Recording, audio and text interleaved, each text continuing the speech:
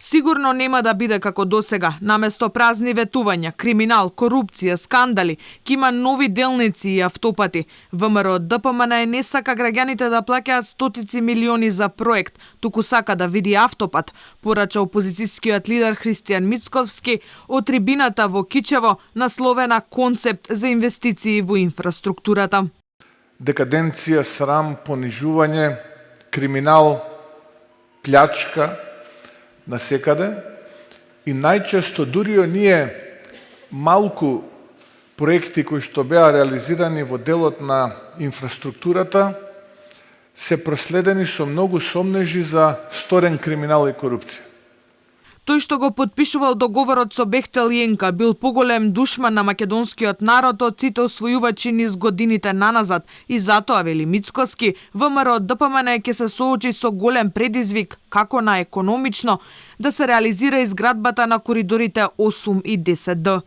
Дали да платиме стотици милиони евра, а богами може и милиарди, раскинувајќи го договорот, бидејќи вака како што е конципиран, би рекол почетник правник ќе ви даде совет, немојте воопшто да го напуштате, затоа што ако го напуштите ќе платите стотици милиони евра уштет.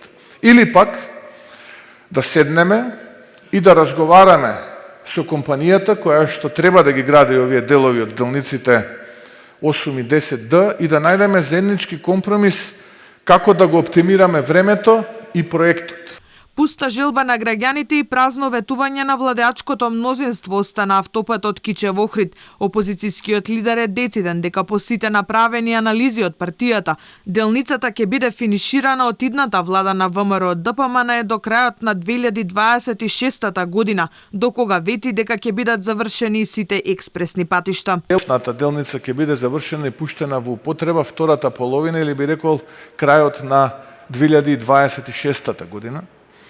Затоа што би било повторно комично и ќе биде вид на пародија како оваа што ја видовте на крајот спотот, да ветуваме нешто кое што нема да го реализираме. Ние во оваа кампања, во програмата ќе влеземе многу внимателно, затоа што народот прво знае дека ВМРО ДПМН е тоа што ќе го вети, ќе го сработи. Нов асфалт ќе има и на експресниот пат Струмица Ново село, Велес Чашка Прилеп, до Прилеп и преку Градско Росоман, Ранковце Крива Паланка и фамозните 2 километри од Скопје до делницата која води до Блаце, автопат кој според опозицијата се гради со години, а сигурно нема да биде завршен до крајот на мандатот на оваа влада.